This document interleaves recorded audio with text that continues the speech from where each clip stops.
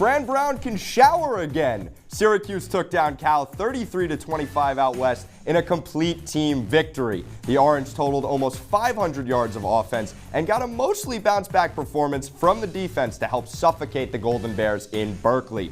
Earlier in the week, Coach Brown said winners deserve soap. So both the football and men's basketball programs will be clean as a whistle to start the upcoming week. We'll have everything that happened today in SU athletics, highlights, analysis, and more. Don't go anywhere. Orange Press Pass starts right now.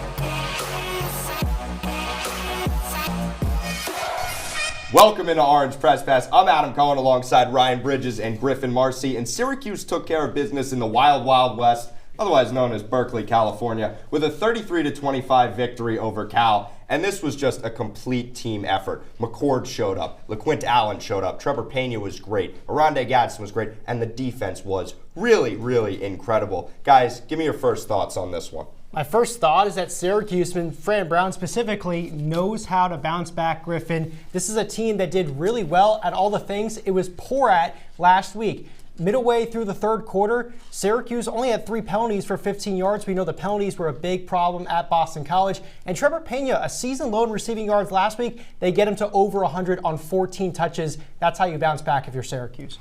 I agree with the bounce back, but I think there was one key factor, and that's giving the ball to LeQuint Allen, because good things happen when he touches the ball, and that's been the theme all season. That's just the theme when you're playing football in general. When your running back's playing well, when that run game is playing well, when you're controlling the time of possession, that's when good things happen today. He hits the century mark in yards and completely dominates behind good O-line play, and that really helped this offense cruise throughout the game. Yeah, I don't want to spoil anything here, but LeQuint Allen is going to be a big part of this post-game show. And the best part of a post-game show is actually seeing what happened during the game. So let's roll the tape and see how Fran Brown earned some soap and a shower.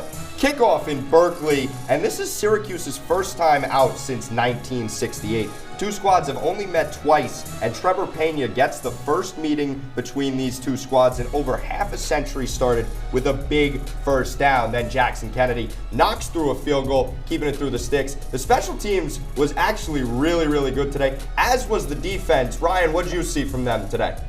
The defense was really, really good because they can force Syracuse into those, or they force Cal into those long possessions, and that forces the turnovers as well. Yeah, and another Jackson Kennedy field goal. I said he was really, really good. And another interception here. Devin Grant comes down with that one. Really athletic to get up and bring that bad boy down. Then LeQuint Allen slicing and dicing through tackles. Griffin, what else did you see from LeQuint? All day today, just ground and pound, getting just 6-7 yards a pop and just churning yards out.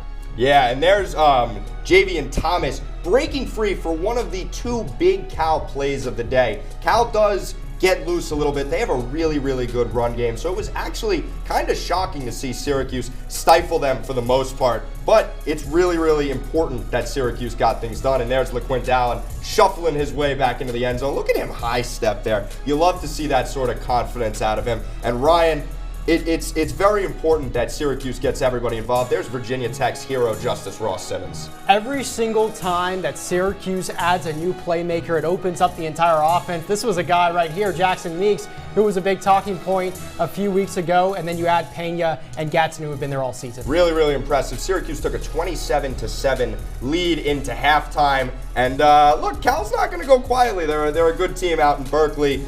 Fernando Mendoza gets Tron Griswell for 15 yards before Jaden Ott takes off for a touchdown. And here's Kyle McCord finding Aronde Gadsden. Ryan, what'd you see on that catch?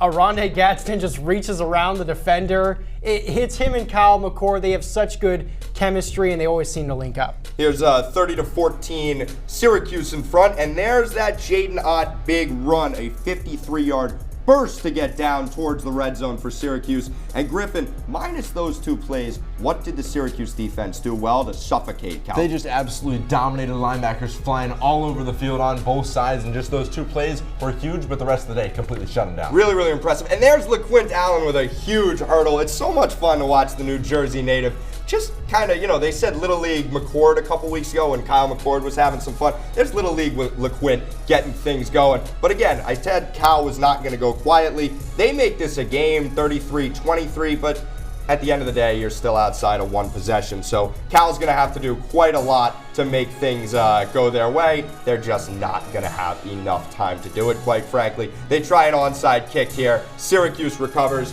and that is the end of the game, a 33-25 Syracuse victory over Cal. And Ryan, I'll ask again, what did you see in whole from this Syracuse team today? You saw a Syracuse team that knows how to bounce back, but also one that relied on its star players. Barron, Wax, the two leaders in tackles today, McCord, Allen, Gadsden, Pena, the star players came out for the first time all season. They were all together. You saw that they played them together well, and to me, it really shined from the defense last week. A really poor effort, especially in the run game defensively. Today, a big bounce back and a big reason why you won this game. It's really, really important to get that bounce back performance. And we welcome in our reporter and noted Calgorithm expert, Ian Nicholas. Ian, I hope it's been nice to be out in beautiful Northern California to soak up a little sun. And you got to watch a pretty fun game as well. Syracuse flipped the script today. Instead of playing from behind like they've done for most of the past month, they jumped on the Golden Bears early. And my question for you is, what helped fuel that hot start for the Orange? Well, not super warm right now, Adam. I actually had to throw my jacket off before hopping on camera, but just a little bit warmer than it is in central New York. To answer your question, Syracuse established the run, which they've done a better job of over the last few weeks, but it really felt like offensive coordinator Jeff Nixon made it his mission today to keep that split 50-50 as much as possible. Kyle McCord throwing the ball, which, well, he still threw for over 300 yards, and then establishing LaQuinn Allen on early downs. And then the takeaways for the defense, Syracuse picked off Fernando Mendoza, the quarterback for Cal, twice in the first half alone. Mendoza came into the game with only 4 interceptions on the season, especially to see a young cornerback, true freshman Davian Kerr, with a beautiful takeaway that hyped up this sideline. I know complimentary football is about as cliche as get when it comes to this sport, but really, you saw 24 minutes on the field, the run game, the offensive line pushing Cal back to the second level. McCord making smart decisions. He doesn't turn it over for a second straight game. And then Marlowe, Wax, and Kerr with those interceptions, both of them in the first half. That's what led Syracuse to leading by 20 points as they went into the halftime locker room.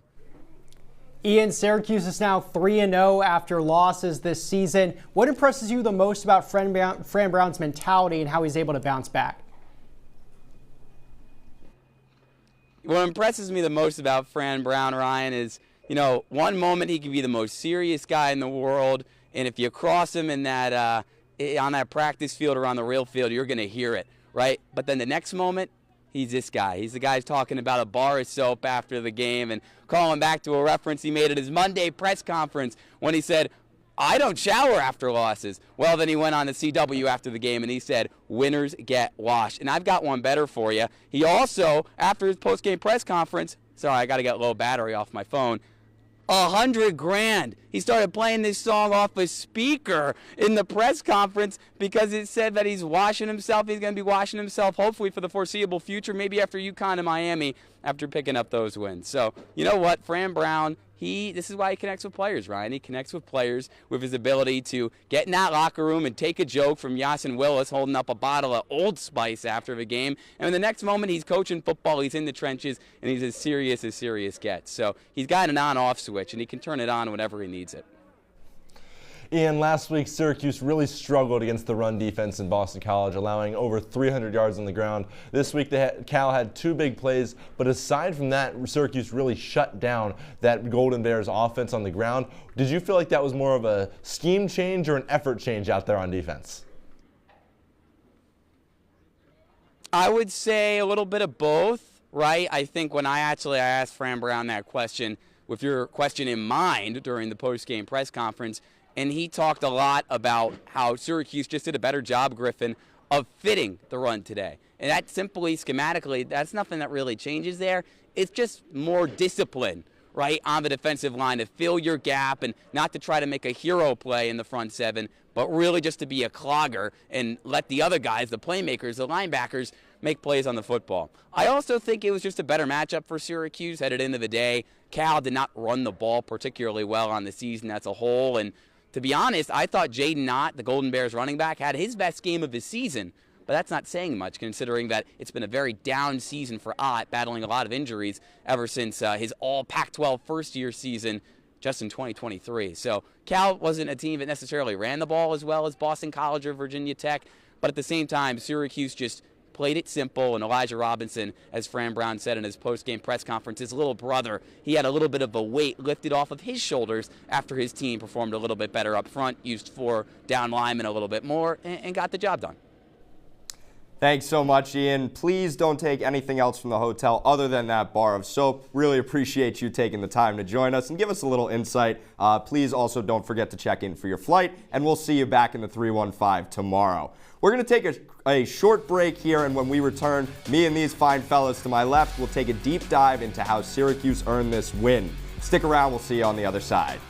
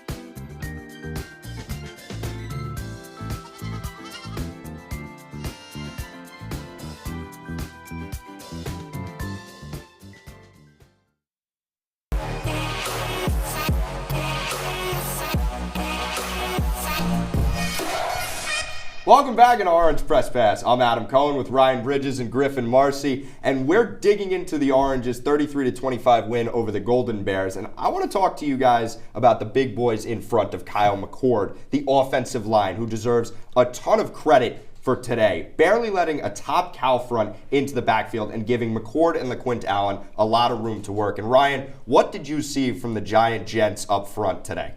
They were really strong. They set the edges very well. They let LeQuint Allen get outside. And then once he did get outside, LeQuint Allen was able to break that one tackle and then take it to the house. They did a lot better at protecting McCord, too. That's how he's able to find Gadsden Pena down the field on those deep crossers. It's when the offensive line can hold up for a long period of time. 4 sacks and 4 quarterback hurries for this offensive line. That's what they allowed against BC.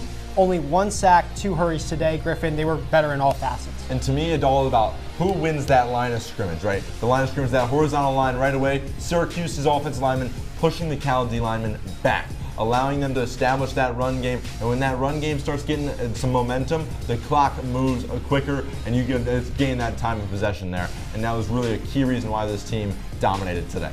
Yeah, very, very impressive out of the offensive line today. Really like to see that from a unit that really just hasn't had it most of the season, but they were able to hold off a really ferocious Cal Golden Bears front today. But let's flip sides here and go to the Syracuse defense that had a very necessary bounce-back performance today, forcing turnovers, pressuring the QB, and outside of 2 big plays that I mentioned, the defense stood tall today. Griffin, what'd you see out of Marlowe Wax and company? It was just a hot start. You had the 2 turnovers right away and really allowing your team to get off the field quickly. That was allowing Syracuse's offense to take time to really hold that ball and give the defense time to rest. And they had energy constantly throughout the game. Like I said, the linebackers flying all over the place, and that's where really they dominated throughout the game, having Marlowe Wax leading that defense. Yeah, the box score won't really show it, but the Bears scored multiple touchdowns in this game when they were down multiple scores themselves. We've alluded to it a few times, but Cal had 2 really big gains in this one. It was Javian Thomas who had that 75-yarder, then Jaden Ott breaks it for 53. You take out those, Cal was 21 carries for 38 yards. So that means Syracuse is stopping them only 1-2 yards a carry. Sometimes you're stopping them later, and then that's what forces those interceptions. When you get later into those downs, and then you got to make up a lot of yards later on, that's what Syracuse does well, and that's how they force turnovers. I mentioned that bounce back performance here. And as you can see on the full screen, a defensive domination. But let's flip sides again here and go to today's player of the game, who is a fellow New Jersey native, LeQuint Allen, who grew up in South Jersey. And while I'm a North Jersey man, it's all good, especially when you bulldoze a Cal defensive front for 109 yards and 2 touchdowns. Allen was explosive today, no other way to put it, and has been a bright spot for the Orange all season long. Today was his second time rushing for over 100 yards this season, but he's been a Swiss Army knife for a Syracuse team that quite frankly would be lost without him. The New Jersey native, LeQuint Allen, 109 yards on the ground, another 25 through the air, and 2 touchdowns to earn our Orange Press Pass Player of the Game. We're up against another break here on Orange Press Pass, and on the other side, we'll hand out our Pressies. Don't change the channel, we'll be back in a flash.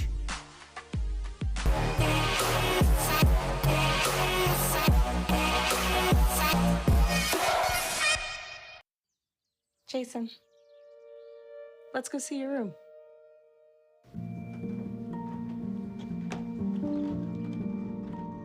What do you think? We kept it a little spare, so you can decorate it how you like.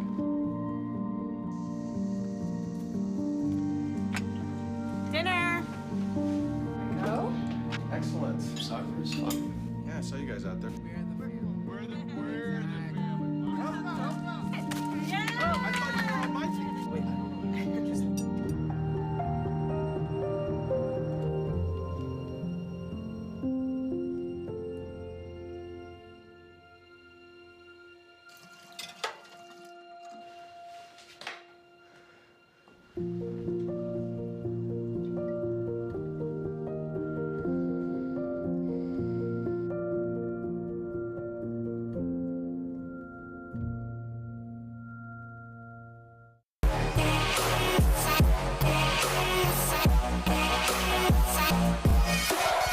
Welcome back to Orange Press Pass. I'm still Adam Cohen, he's still Ryan Bridges, and he's still Griffin Marcy. And there has been no change to the final score of today's game as Syracuse downs Cal 33-25. And it's time to have a little fun here on Orange Press Pass. Now, I know Syracuse still has a couple games to go, but I think we've kind of got the awards we're going to hand out here wrapped up in a neat little bow for our Orange Press Pass Pressies. Our first award to hand out here is for the receiving game. Ryan, I'll start with you. Which Syracuse pass catcher has taken home the trophy? I'm going with the guy that no one would have really expected at the start of the season. I'm going with Trevor Pena. This guy was mainly a special teams player before this change, but he has really ignited this Syracuse team. He leads the team in catches, 64 receiving yards per game, and he's been Kyle McCord's security blanket. You think the tight end Rondé Gadsden would be the security blanket, but he's operating on the outside, but they're throwing him jet sweeps, and you saw him really in action today.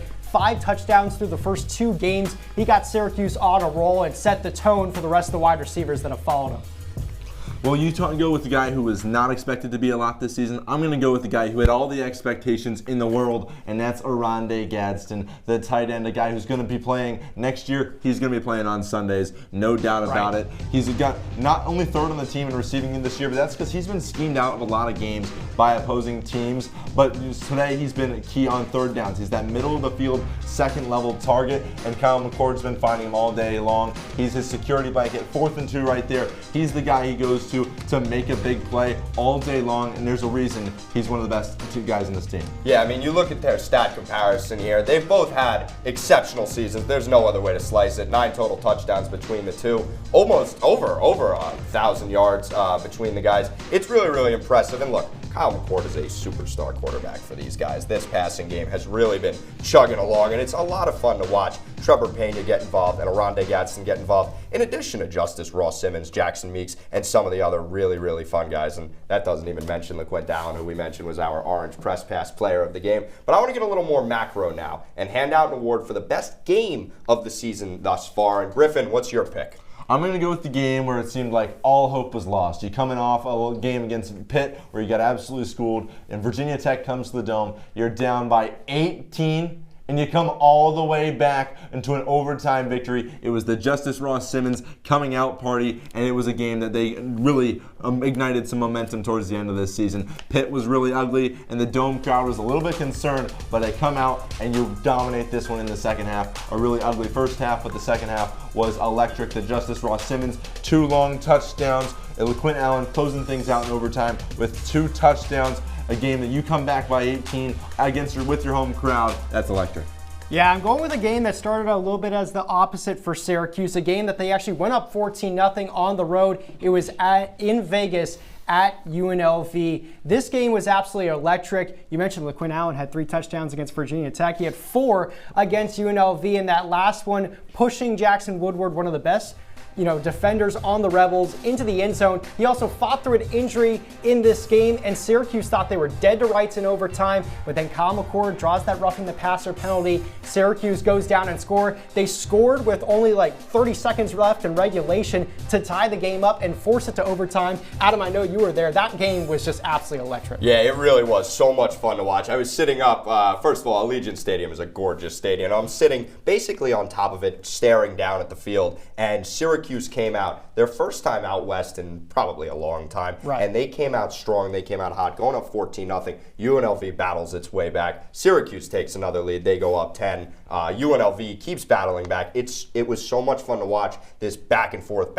I mean, my hands were sore. I was tweeting so much, and I was trying to mix a few GIFs in there if you were following along with my Twitter coverage. But in the end, Syracuse came out on top of that one, 44-41. I know we're not supposed to pick a game, as you guys have already done the picks, but that UNLV game would also be my pick. And our final award here is a Fran Brown classic. Just like his quote about showering earlier last week, this is the Detailed, Accountable, Relentless, and Tough, or DART award. And you could probably add an S at the end of that today for soap, because he earned some soap. But Ryan, who is your DART player of the season? I'm going with a guy who, we just alluded to it. In every tough game of the season, he's just scoring touchdown after touchdown after touchdown. It's the guy that Fran Brown called the heartbeat of the team before the season even started. It's LaQuinn Allen. There's nothing more you could say about this guy. He sets the tone for Syracuse on offense. We talk about the offensive line being able to dictate things, but if he's not running hard between the trenches, then Syracuse can't set up the pass game.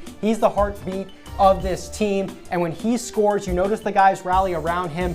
He's been a much bigger leader, and he's really matured as a player as well. Fran Brown's talked about how much of a leader he's been inside that program as a captain. Now, LaQuinn Allen, that's a great choice, but I got you one better, and that's the quarterback of this team, Kyle McCord, coming in the offseason from Ohio State, a really polarizing end to his season over there in Columbus. But this year, he's been going through all kinds of adversity, a weak O-line, a really one-dimensional offense with a pass-dominant game, and he's really been incredible this season, one of the best Syracuse quarterbacks this program has seen in a long time, probably since McNabb. Today, he broke the single-season passing attempts record for Syracuse. Just shows how much he's been used this season, and he's been the guy that's been the leader of this team. When it seems like they're down and out, they go to Kyle McCord. He's been the one getting the job done all season long, slinging it out to receivers all over the field, and he's the reason why he should be the DART player on this team. Yeah, you mentioned that single-season passing record that McCord just broke. That was held by Ryan Nassib from all the way back in 2012. And Kyle McCord broke that with 2 games to go. This has been a team that has been built on the back of the passing game, and Kyle McCord has been just exceptional, but also LaQuinn Allen, fantastic this season. They're both really just incredible choices for that DART award. It's actually something that I hope Fran Brown gives out after the season in that locker room. But our final timeout has come up here on Orange Press Pass, and on the other side, we're going to talk some Syracuse hoops as the men's team was in action at the Dome today against Youngstown State. Stay in your chair. We will be right back.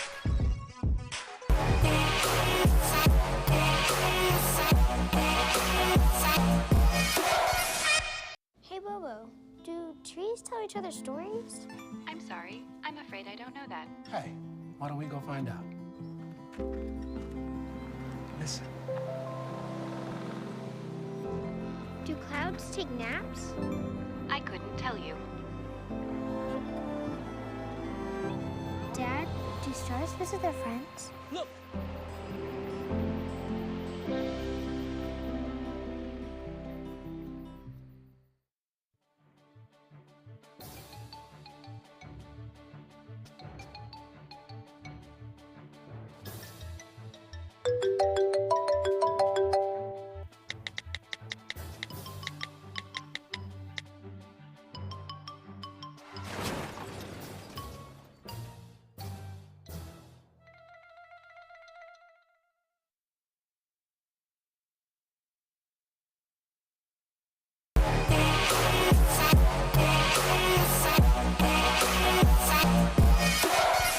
Back for the final time here on Orange Press Pass. Adam Cohen, Ryan Bridges, Griffin, Marcy, and the football team was not the only Syracuse squad to win today. The men's basketball team won a thriller against Youngstown State, a 104-95 double OT win over those pesky Penguins. And it's funny because you just watched a commercial about a pesky Penguin who unfortunately crashed into a wall because he was texting while sliding. Don't do that. And our reporter, Chris Schroyer, was in the Dome for all that action. Chris, what did you see today? Yeah, thanks, Adam. You know, Syracuse football is playing out in sunny Berkeley right now, but today in the Dome, men's basketball took down Youngstown State 104-95 in double overtime. There were a few career highs to be seen. J.J. Starling had a career high 38 points on 14 for 23 shooting and a clutch layup at the end of regulation to tie the game. Eddie Lampkin also notched a career best 7 assists behind the back. No look, flashy. He was doing it all today, and Syracuse was able to escape with the victory after trailing for 30 minutes of regulation and overtime. The next game for the Orange will be in Brooklyn as they head there to take on Texas in the Legends Classic. Tip-off will be at 7 o'clock on Thursday. Guys, back to you. Yeah, thanks, Chris. Really appreciate your insight. And I kind of can't believe that Youngstown State proved to be such a formidable foe for the Orange today. And look, this is a team that is currently in flux. And I'm kind of wondering, guys, what does Syracuse need to do to kind of build back from today? I mean, I don't know how much they have to really build back at him. I mean, I understand that might be an unpopular opinion, but this Syracuse team is just going to win close games. It's just how it's going to be. They have a lot of young talent. They need a lot of guys to gel together. But you see at the end of the game, Griffin, their offense really progressed today. They were starting to make the right plays. They know who the go-to guy is. They have an alpha on this team. It's J.J. Starling. We didn't really know who was going to be with Judah Mintz leaving, but J.J. stepped up big today, and Eddie Lampkin distributing the basketball has really helped this team too. Well, I got a bone to pick with both of you because I'm not sure why you didn't expect this to be a close game because they've become tight with Lemoyne, they've been tight with Colgate. Why would it be any different? But now you're talking about, Syracuse is going to win close games. I'm not so sure about that. You're going to win close games against Colgate, Lemoyne, and Youngstown State. What makes you think that they're going to win close games? And once you get into ACC play, they really haven't shown much so far this season. Why didn't I think this was going to be a close game? They've been close all season. It's Youngstown State, and yes, I know. Look, I chalked up the Lemoyne game to just some first game jitters, and Colgate has always proven to be a formidable foe. But Youngstown State, I'm not saying it should have been close, but I just kind of expected it to be. I didn't expect it to be close. When I got out of the shower today and I saw it was tied late in the second half, I was floored. But let's move past Syracuse's win over, once again, some pesky Penguins, and let's zoom out. Let's take a look what's going on in the NCAA, in the basketball world. And I got my eye on that Alabama loss last night to Purdue. That's the number 2 team in the country, losing to an unranked, yet always impressive Purdue squad. And give me some other games that you guys think. But I think this goes back to Adrian Autry's point after the Colgate win, which was the fact that some of these games in college basketball are just going to be close. Upsets are prone to happen. You see Wisconsin over Arizona, Marquette almost taken down by Maryland. Some of these games are just going to be in close. That's how this early season thing works. The exhibition games don't really prepare you for the real deal, and Syracuse is surviving those games while some other teams are faltering. But see, these other teams that are faltering are playing Power 5 opponents. Syracuse keeping it close against these non-Power 5 opponents. You see all these other big games, all Power 5 opponents, tough competition. Speaking of Power 5 opponents, the next Orange Press Pass will be Thursday night at 11 p.m. when Syracuse takes on the Texas Longhorns, and that is a good Texas team. They're going to pose a serious problem for Syracuse Thursday night. Should be a lot of fun. Our reporter Skylar Wilkes will be down in the Barclays Center reporting that. But guys, let's go back to Cal here. 33-25 Syracuse victory. Ryan, give me your final thought from this one. My final thought, we've alluded to it a lot during the show, but it's that Syracuse has some real star players, and it's going to be sad because Kyle McCord right now does not have that extra year of eligibility. LaQuinn Allen expects to be back, but Marlowe Wax, Justin Barron, Aronde Gadsden, they're going to be trying to go to the NFL. So enjoy it while you have it, Syracuse fans, because Syracuse has some real star power, and for the first time all season, I feel like they all played together today. I like that, but my final thought's going to be pretty simple. This team should not, under any circumstances, be 7-3. You shouldn't have lost that Stanford game. You shouldn't have lost that BC game. This should be a 9-1 football team that should have a big game coming up in 2 weeks against Miami with their future on the line. Absolutely, yeah, really future on the line there with Miami, and kind of Miami's future on the line against Syracuse. That's going to be a big game to end the Syracuse football season, but we're also coming to the end of our show here on Orange Press Pass. Thank you so much for joining us. I'm Adam Cohen, Ryan Bridges, and that's Griffin Marcy. Thank you again. Have a great night.